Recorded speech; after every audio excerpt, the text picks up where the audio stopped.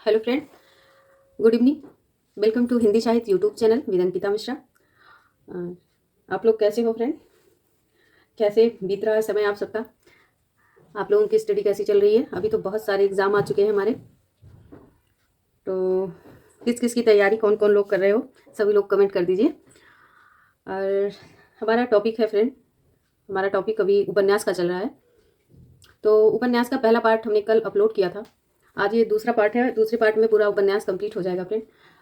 और आपको पता है कि घटना चक्र की पुस्तक है, इसके पहले मैंने दृष्टि पुस्तक को सॉल्व किया है, और बीच बीच में मैं गोविंद पांडे की पुस्तक से भी एक एक टॉपिक लेकर आती रहती हूँ।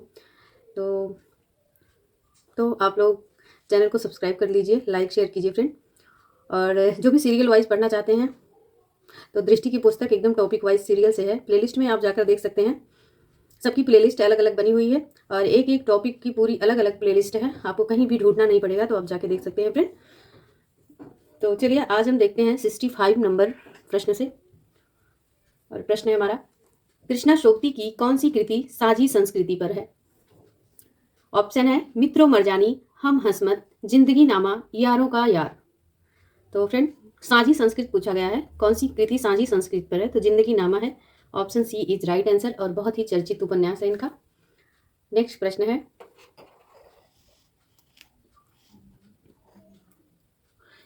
है, चतुरसेन शास्त्री के उपन्यासों के संदर्भ में अक्सर किस रस की चर्चा की जाती है?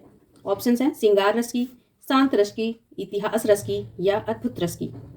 तो किस रस की चर्चा की जाती है? तो फ्रेंड इतिहास रस की चर्चा की जाती है। और इतिहास रस, मुझे लग रहा है आप सब लोग भी पहली बार सुन रहे होंगे कि इतिहास रस भी कोई रस होता है, हमने तो आज तक नहीं पढ़ा। और आप लोगों में से अगर कोई जानते हैं तो कमेंट कीजिए, क्या होता है इतिहास रस, बताइए कुछ इसके बारे में।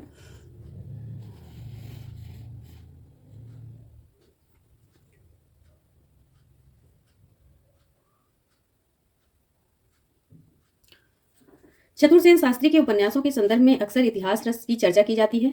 आचार्य चतुरसेन शास्त्री अपने उपन्यासों के लिए इतिहास से सामग्री लेते रहे, यही कारण है कि ये ऐतिहासिक उपन्यासकार माने जाते हैं। इनके कुछ चर्चित उपन्यास हैं वैशाली की नगरवधु 1949 ईस्वी, सोमनाथ 1954 ईस्वी, वयम रक्षामा 1955, गोली शो और खून, रक्त की प्यास, हृदय की प्यास,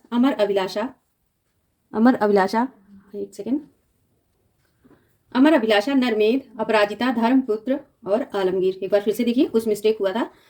तो उपन्यास है फ्रेंड चर्चित इनके, किसके? चतुरसेन शास्त्री के। वैशाली की नगरवधु, सोमनाथ, वयम रक्षाम, गोली, सोना और खून, रक्त की प्यास, हृदय की प्यास, अमर अभिलाषा, नरमेध, अपराजिता, धर्मपुत्र, आलमगीर। और नेक्स्ट प्रश्न है फ्रेंड, वयम रक्षामा निबंध संग्रह है, काव्य संग्रह है, नाटक, संस्कृत नाटक है, या उपन्यास है? तो वयम रक्षामा क्या है फ्रेंड? तो वयम रक्षामा ये उपन्यास है, हम उपन्यास विधा को देख रहे हैं, और ये प्रश्न 2005 में पूछा गया है टीजीटी परीक्षा में।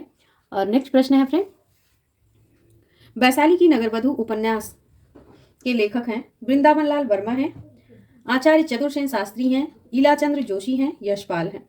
तो वैशाली की नगर वधु कैसी है फ्रेंड? तो चतुर है, चतुर से क्या हो जाएगा? Chatursen Shastri, option B is right answer. तो वैशाली की नगर वधु का समय अगर पूछा जाए, समय क्या है? तो समय फ्रेंड क्या है इसका? 1949 ईस्वी। ठीक है, अगले प्रश्न पर आते हैं। अगला प्रश्न फिर से वही है, तो आगे देखते हैं।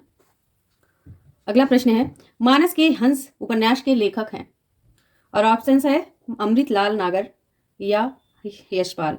तो मानस का हंस, ठीक है, ये अमृतलाल नागर है friend, option A is right हो जाएगा, अदर ऑप्शन देखने की जरूरत भी नहीं, उत्तर हमारा आ गया। आगे देखेंगे,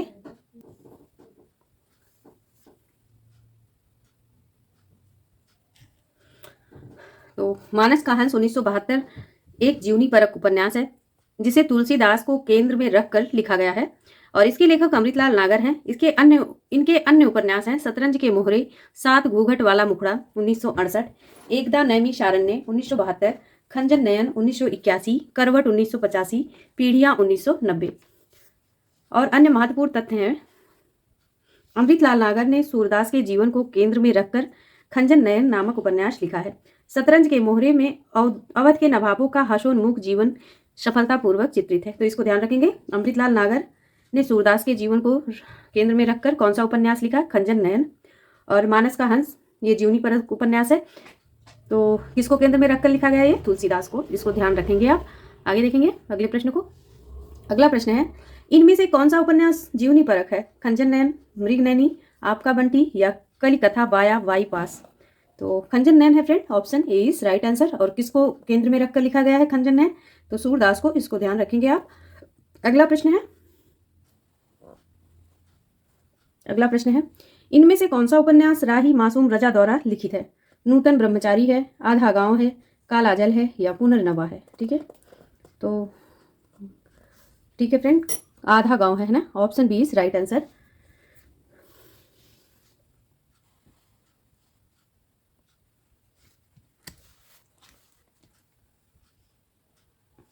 राही मासूम रजा एक आंचलिक उपन्यासकार हैं।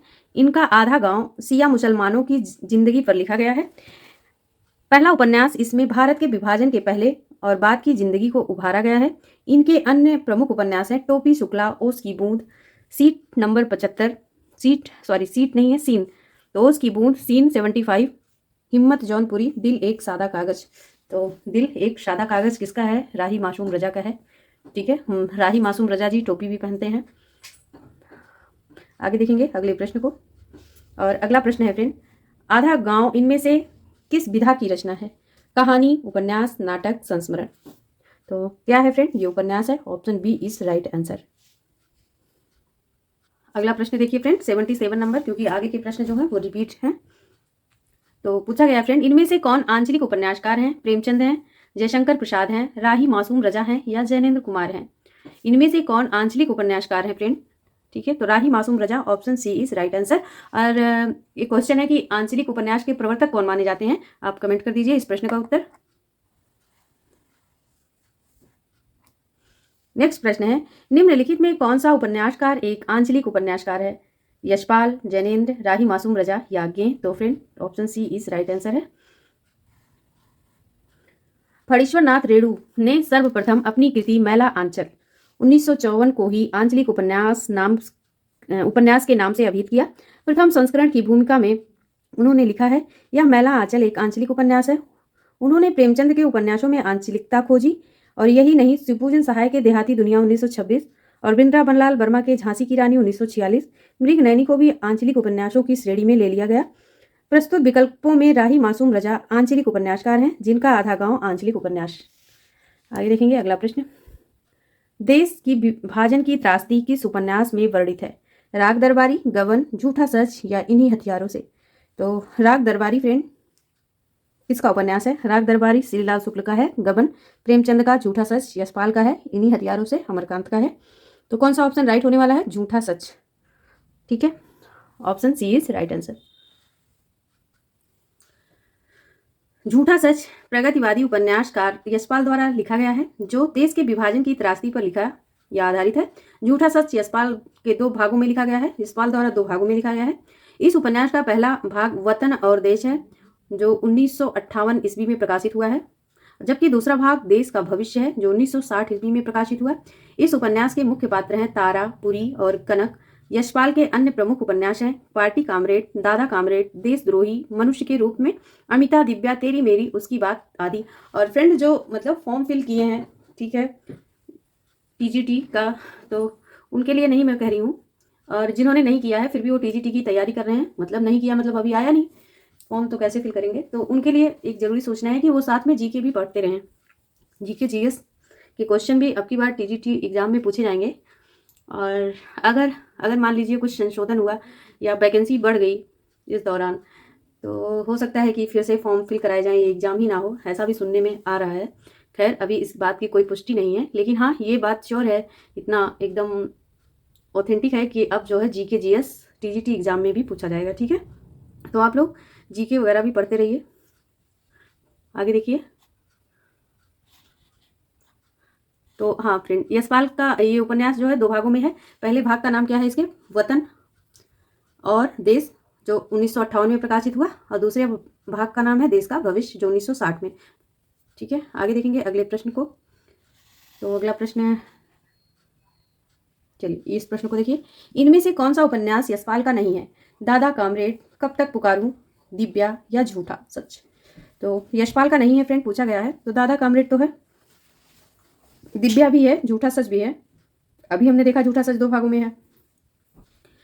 तो कब तक पुकारूं ये नहीं है। फिर ये किसका उपन्यास है? तो ये रंगे राघव का उपन्यास है। नेक्स्ट प्रश्न पर आते हैं। सूरज किरण की छांव आंचलिक उपन्यास के लेखक हैं? राजेंद्र अवस्थी हैं, शैलेश मटियानी हैं, देवेंद्र सत्यार्थी हैं या उदय शंकर भट्ट हैं? सूरज किरण की छांव ये आंचलिक उपन्यास है, ये भी बता दिया गया। तो 1 नंबर यहाँ भी आपका बन गया। ऑप्शन है राजेंद्र अवस्थी, शैलेश मटियानी, देवेंद्र सत्यार्थी या उदय शंकर भट्ट। तो फ्रेंड राजेंद्र अवस्थी हैं, option A is right answer. आगे देखेंगे अगले प्रश्न को।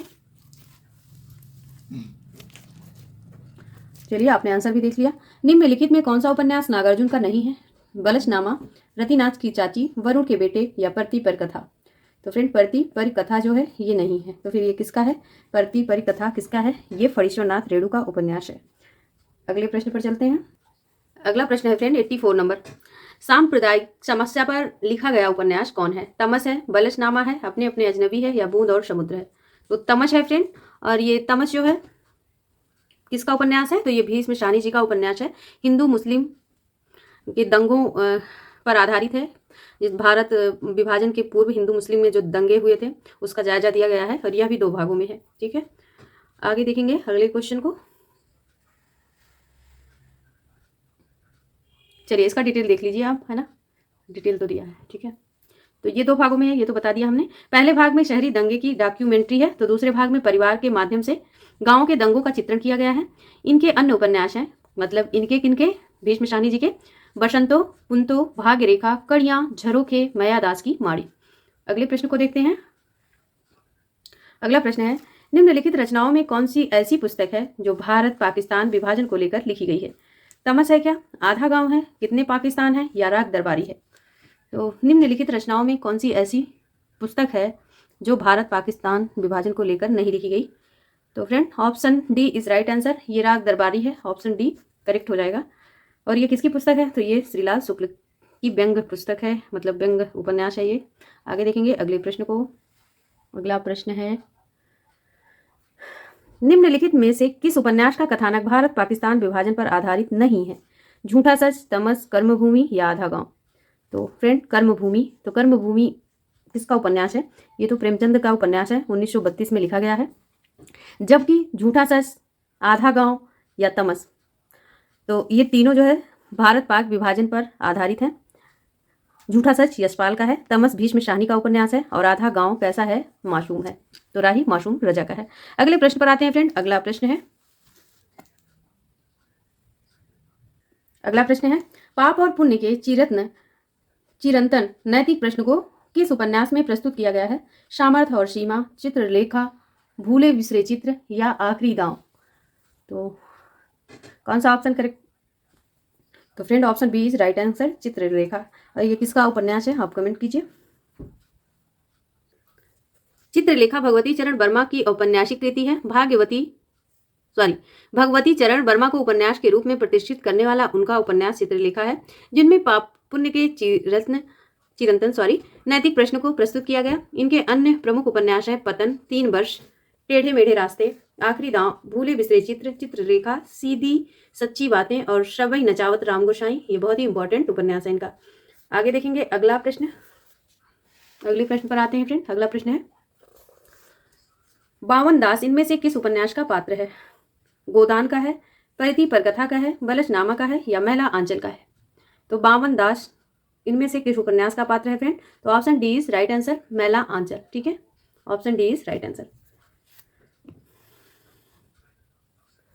मैला आंचल उपन्यास के पात्र बावन दास, कालीचरण, विश्वनाथ मलिक, राम खिलावन, शिव शंकर सिंह, हरि गौरी सिंह, राम पियरिया, राम जुदास, कमली, डॉक्टर प्रशांत है। परती परिकथा के पात्र, परती परिकथा किसका उपन्यास है? तो ये फणीश्वरनाथ रेणु का है। ठीक है, परती परिकथा के पात्र हैं जितेंद्र, इरावती, होरी, गोबर, माता दीन, दाता दीन, अलगू, मंगरू, धनिया, सिलिया, झुनिया, गोदान के पात्र हैं। ठीक है, होरी, गोबर, माता दीन, दाता दीन, अलगू, मंगरू, धनिया, सिलिया, झुनिया, गोदान के पात्र हैं। आगे देखेंगे अगला प्रश्न। डॉक्टर प्रशांत फणीश्वरनाथ रेणु की किस रचना के पात्र हैं? परति परिकथा के हैं, कितने चौराहे, दीर्घ तपा या मैला आंचल? तो डॉक्टर प्रशांत फणीश्वरनाथ रेणु की किस रचना के पात्र हैं फ्रेंड? तो परति परिकथा के तो नहीं है, कितने चौराहे के भी नहीं है, तो मैला आंचल के हैं। Option D is right answer, क्योंकि डॉक्टर प्रशांत कमली किस में थे? मैला आंचल में ही थे। आगे देखिए अगला प्रश्न। अगला प्रश्न है, गोबर प्रेमचंद के किस उपन्यास का पात्र है? प्रेमाश्रम, गबन, गोदान, निर्मला? तो फ्रेंड गोदान, और गोदान का समय क्या है? 1936 ईस्वी। आगे देखेंगे अगला प्रश्न। अगला प्रश्न है, वर्ग वैषम्य एवं वर्ग चेतना प्रेमचंद के किस उपन्यास का आधार है? गबन, गोदान, निर्मला या प्रेमाश्रम? तो फ्रेंड वर्ग वैषम्य, ठीक है, वर्ग वैषम्य वर्ग चेतना पूछा गया है, तो किस उपन्यास का मूल आधार है? तो प्रेमाश्रम का। Option D is right answer. Premchand Premashram उपन्यास में प्रेम के माध्यम से हृदय परिवर्तन द्वारा समाज की आर्थिक विषमताओं को हटाकर राम राज स्थापित करना चाहते हैं। यह उपन्यास वर्ग वैषम्य एवं वर्ग चेतना पर आधारित है। प्रेमाश्रम के किसान जमींदारों की बेगारी, धौंस तथा अत्याचार के विरुद्ध तनकर खड़े हैं। और अन्य तथ्य हैं, तो अन्य तथ्य हैं फ्रेंड, प्रेमचंद के उपन्यास पर गांधीवाद का प्रभाव है। किस उपन्यास पर? प्रेमाश्रम पर। इसको भी ध्यान दीजिएगा। वस्तुतः यह हिंदी का पहला राजनीतिक उपन्यास है। प्रेमाश्रम प्रेमचंद के गोशे आफियत का हिंदी अनुवाद है। ये मोस्ट इंपॉर्टेंट है, ठीक है। तो प्रेमाश्रम प्रेमचंद के गोशे आफियत का हिंदी अनुवाद है। आगे देखेंगे अगले प्रश्न को। 93 नंबर प्रश्न पर आ गए हम। प्रेमचंद का कौन सा उपन्यास गांधीवाद से प्रभावित है? गोदान है, कर्मभूमि है, रंगभूमि है या सेवा सदन है? तो गांधीवाद से, अभी हमने देखा प्रेमाश्रम गांधीवाद से प्रभावित है, पूछा गया है। तो प्रेमाश्रम उपन्यास तो गांधीवाद का प्रभाव था, लेकिन रंगभूमि भी था फ्रेंड, ठीक है। Option C is right answer. तो रंगभूमि भी था और प्रेमाश्रम भी था, इसको ध्यान रखेंगे आप। अगला प्रश्न है फ्रेंड, अगला प्रश्न है, सूरदास किस उपन्यास का चर्चित पात्र है? गोदान का, कर्मभूमि का, रंगभूमि का या कायाकल्प का? तो फ्रेंड सूरदास किस उपन्यास का चर्चित पात्र है? तो रंगभूमि का। ये बहुत बार परीक्षा में बना हुआ है प्रश्न। आगे चलते हैं अगले प्रश्न पर। अगला प्रश्न है, अमरकांत प्रेमचंद के किस उपन्यास का पात्र है? रंगभूमि, कर्मभूमि, गबन या सेवा सदन? तो अमरकांत प्रेमचंद के किस उपन्यास का पात्र है friend? Option B is right answer, Karmabhoomi, ठीक है। अगले प्रश्न पर आते हैं। अगला प्रश्न है, जालपा हिंदी के किस प्रसिद्ध उपन्यास की नायिका है? प्रेमाश्रम, सेवा सदन, गबन या परीक्षा गुरु? तो जालपा हिंदी के किस प्रसिद्ध उपन्यास की नायिका रही है? Option C is right answer, Gaban की। और इसमें कौन कौन से पात्र रहे हैं फ्रेंड? तो जालपा तो रही ही है, लेकिन ये नायिका है, इसको भी ध्यान रखेंगे, नायक नहीं है। और इसमें पात्र रहे रामनाथ, देवी दीन, रतन जोहरा, दयानाथ, राम बाबू, ठीक है। आगे देखेंगे अगले प्रश्न को। अगला प्रश्न है, चौगाने हस्ती नामक उर्दू उपन्यास प्रेमचंद ने किस फिर से देखिए, चौगाने हस्ती नामक उर्दू उपन्यास प्रेमचंद ने हिंदी में किस नाम से लिखा? रंगभूमि, कर्मभूमि, गबन या गोदान? तो प्रेमचंद से 1-2 क्वेश्चन जरूर आते हैं और हर एग्जाम में आते हैं, बहुत इंपॉर्टेंट है प्रेमचंद, ठीक है। तो चौगाने हस्ती फ्रेंड लोग कहाँ खेलते हैं, ऐसे आप याद सकते हैं, तो रंगभूमि में खेलते हैं ना। Option A is right answer. आगे देखेंगे, आइए इसमें थोड़ा सा डिटेल देखते हैं। आरंभ में प्रेमचंद अपने उपन्यास उर्दू में लिखते थे और फिर स्वयं उनका हिंदी में रूपांतर करते थे। रंगभूमि, सेवा सदन, प्रेमाश्रम, चौगाने हस्ती, बाजारे हुस्न, गो एस आफियत नाम से उर्दू में लिखे गए थे, किंतु प्रकाशित होने से पहले, ऐसे बोल सकते हैं, प्रकाशित पहले ये हिंदी में ही हुए। मतलब ये लिखे तो उर्दू में गए थे, लेकिन ये प्रकाशित कैसे हुए थे? हिंदी में प्रकाशित हुए थे। जलवे इशार का रूपांतरण वरदान 1921 ईस्वी में प्रकाशित हुआ। हम खुरमा हम शबाब के पूर्व प्रकाशित हिंदी रूपांतरण प्रेम अर्थात दो सखियां का विवाह एवं परिस्मृत और उन्होंने प्रतिज्ञा 1929 शीर्षक से उसे सर्वथा नए रूप में प्रकाशित किया या प्रकाशित कराया। आगे देखेंगे अगले प्रश्न को। अगला प्रश्न फिर से वही है, उर्दू उपन्यास चौगाने हस्ती प्रेमचंद का हिंदी रूपांतरण है? तो option D is right answer, रंगभूमि। और अगला प्रश्न है, प्रेमचंद का एक सशक्त उपन्यास कौन सा है?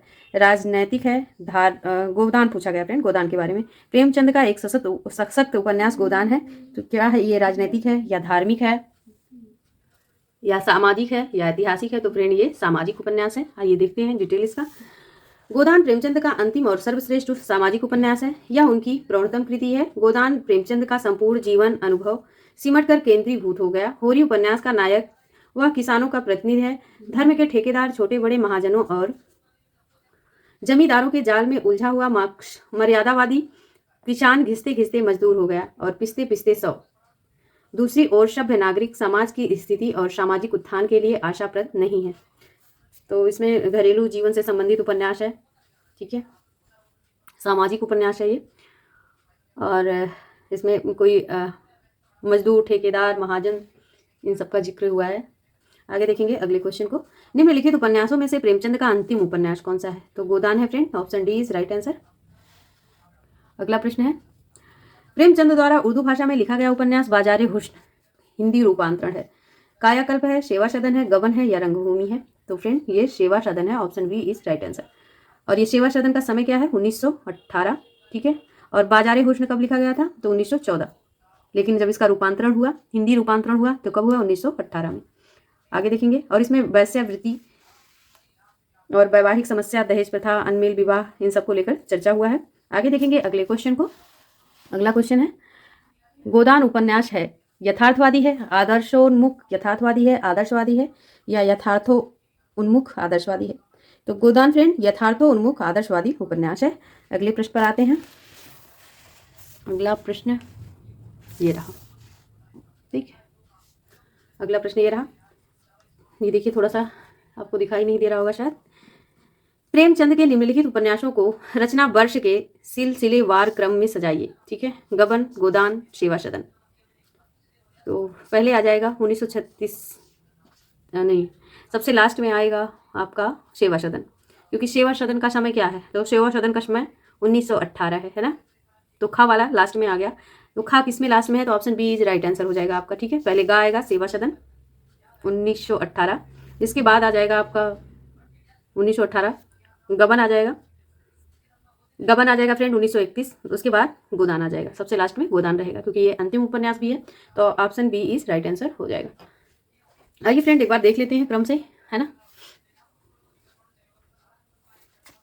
तो सेवा सदन 1918, वरदान, वरदान मांगने किस सन में जाते हैं? 1921 में। प्रेमाश्रम, प्रेम का आश्रम कब मिल जाता है? 22 में। वरदान 21 में मांग लेते हैं और 22 में उनको श्रम आश्रम मिल जाता है प्रेम का। फिर रंगभूमि भी जाते हैं 1925 में।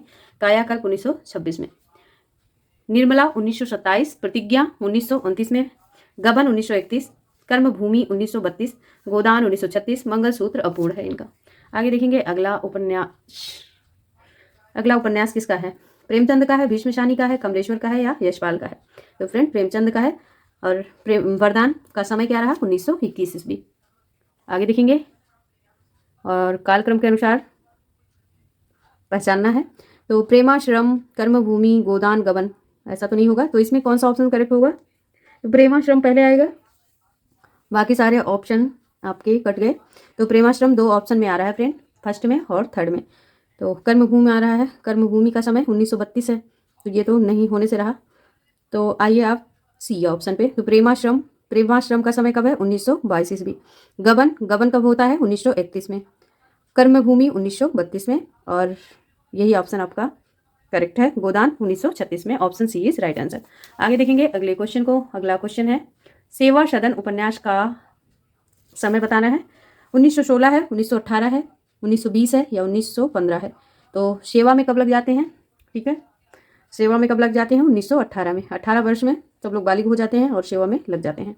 ऑप्शन मतलब बालिकाएं ही बालिग होती हैं फ्रेंड, बालक तो 21 में होते हैं ना।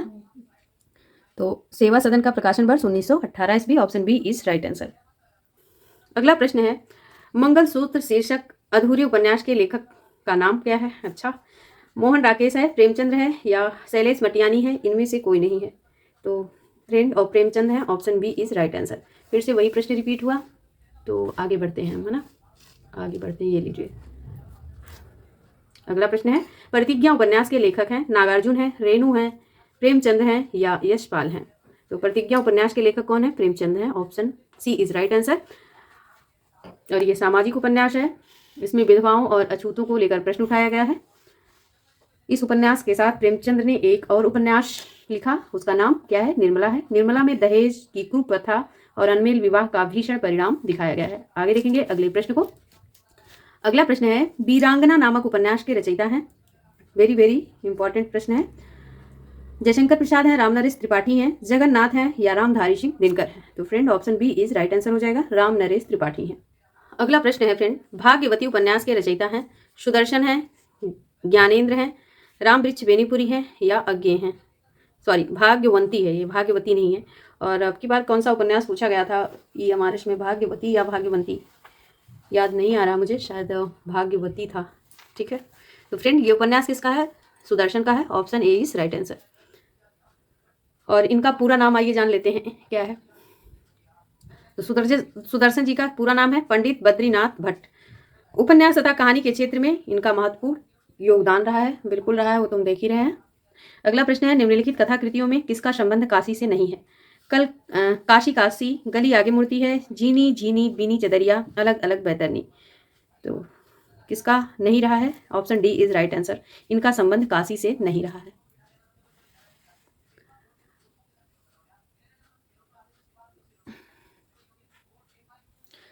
शिव प्रसाद सिंह अलग अलग बैतरनी आंचलिक उपन्यास है जिसका संबंध कर्ता गांव से है। काशी काशी उपन्यास काशीनाथ सिंह द्वारा रचित है। इस उपन्यास का संबंध काशी से है। गली आगे मुड़ती है शिव प्रसाद सिंह की कृति है और इससे भारतेंदु हरिश्चंद्र के घर का पता बताया गया है। वाह, इसमें भारतेंदु हरिश्चंद्र के घर का पता बताया गया है। ठीक है, किसमें? गली आगे मुड़ती है में। ठीक है, इसको भी ध्यान रखेंगे आप। झीनी झीनी बीनी चदरिया अब्दुल बिस्मिल्लाह का उपन्यास है। यह उपन्यास बनारस के बुनकरों को लेकर लिखा गया है। और महत्वपूर्ण तथ्य क्या है? शिव प्रसाद सिंह के अन्य उपन्यास या रचनाएं हैं वैश्वानर, काशी 1, नीला चांद, काशी 2, कोहरे में युद्ध, दिल्ली दूर है, सैलूस, मंजू सीमा, औरत, अंधकूप, एक यात्रा, शता के नीचे, अमृता, मानसी गंगा, किस किस को नमन करूं, उत्तर योगी आदि। अगले पृष्ठ पर आते हैं फ्रेंड। तो भारतेंदु के घर का पता कहाँ बताया गया? गली आगे मुड़ती है। तो गली आगे मुड़ती है ये किसका उपन्यास है फ्रेंड? तो शिव प्रसाद सिंह का है। ठीक है, अगला प्रश्न है, हजारी प्रसाद द्विवेदी के उपन्यास अनामदास का पोथा में किस उपनिषद के सर्वाधिक स्थलों का उपयोग हुआ है या प्रयोग हुआ है? ऑप्शंस हैं कठोपनिषद, छंदोगय उपनिषद, याज्ञवल्क्य उपनिषद या बृहदारण्यक उपनिषद। तो friend option B is right answer, Chandogya Upanishad. और अगला प्रश्न है, अनामदास का पोथा शीर्षक उपन्यास के लेखक हैं वृंदावन लाल वर्मा हैं, भगवती चरण वर्मा हैं, अमृतलाल नागर हैं या हजारी प्रसाद द्विवेदी हैं। अनामदास का पोथा शीर्षक के लेखक फ्रेंड कौन है? तो option D is right answer, Hazari Prasad Dwivedi हैं। अगले प्रश्न पर आते हैं। अगला प्रश्न है, निम्नलिखित में से कौन सा समूह हजारी प्रसाद द्विवेदी के उपन्यास को दर्शाता है?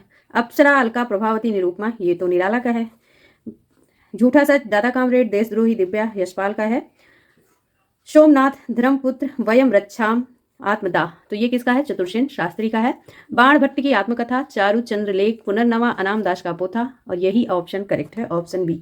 आगे देखेंगे अगला प्रश्न, है ना। अगले प्रश्न पर आते हैं और अगला प्रश्न यहाँ से देखिए, आंसर तो आपने देख ही लिया।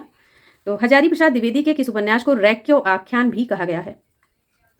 बाण भट्ट की आत्मकथा, चारु चंद्रलेख, पुनर्नवा या अनामदास का पोथा। तो option D is correct answer. अगले प्रश्न पर आते हैं। अगला प्रश्न है, हजारी प्रसाद द्विवेदी किस धारा के उपन्यासकार हैं? सांस्कृतिक, सामाजिक, प्रयोगवादी या प्रगतिवादी? और 2017 में यह पूछा गया प्रश्न है जीआईसी प्रवक्ता परीक्षा में। तो फ्रेंड ये सांस्कृतिक मिथकीय धारा के उपन्यासकार हैं। अगले प्रश्न पर आते हैं। अगला प्रश्न है वेरी वेरी आईएमपी, भट्टिनी किस उपन्यास की नायिका है? बाण भट्ट की आत्मकथा, चित्रलेखा, दिव्या या पुनर्नवा? तो option A is right answer, बाण भट्ट की आत्मकथा। भट्ट आ गया, भट्ट से भट्टिनी आप अनुमान लगा सकते थे। आगे देखेंगे अगले प्रश्न को। ये भी प्रश्न वेरी वेरी मोस्ट इंपॉर्टेंट है। हजारी प्रसाद द्विवेदी के उपन्यासों के प्रकाशन का सही अनुक्रम।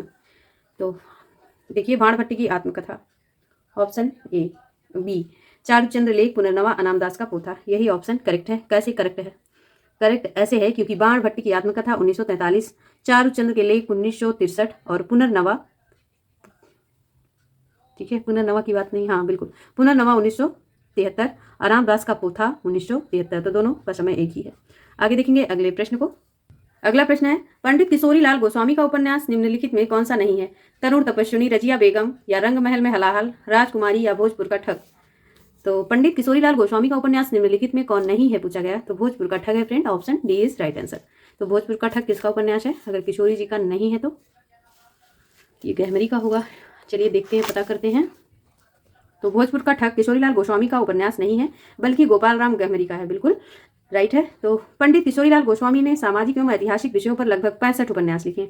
उनमें से कुछ उपन्यास त्रिवेणी, स्वर्गीय कुसुम कुमारी, परिणयनी परिणय, लौंग लता, आदर्श बाला, सुख शर्वरी, लीलावती, प्रेममयी, राजकुमारी, तारा चपला या नव्य समाज चित्र, कनक कुसुम या मस्तानी, तरुण तपस्विनी, कुटीर वाशनी, लखनऊ की कब्र, शाही महल सरा, रजिया बेगम, हलाहल, इंदुमती या वन विहंगिनी, मालती, माधव मदन मोहनी। ये इनके उपन्यास हैं फ्रेंड। आगे देखेंगे। इतनी सारी लिख दिए हैं, याद करते करते दिमाग का फ्यूज उड़ रहा है। लौंग लता किस विद्या की रचना है? विद्या की रचना, विधा, विद्या नहीं। उपन्यास है, नाटक है या प्रहसन है या कहानी है? तो लौंग लता फ्रेंड ये उपन्यास है। किसका उपन्यास है? किशोरीलाल गोस्वामी का है। तो फ्रेंड एक छोटी क्लास और लेंगे हम, क्योंकि कंप्लीट नहीं हो पाया। ठीक है, एक 30 मिनट की क्लास और रहेगी उपन्यास के लिए। तो ये पार्ट 2 रहेगा आपका। आपको क्लास कैसी लगी आप कमेंट कीजिए, लाइक शेयर कीजिए और चैनल को सब्सक्राइब कीजिए और करवाइए भी। धन्यवाद आप लोगों को।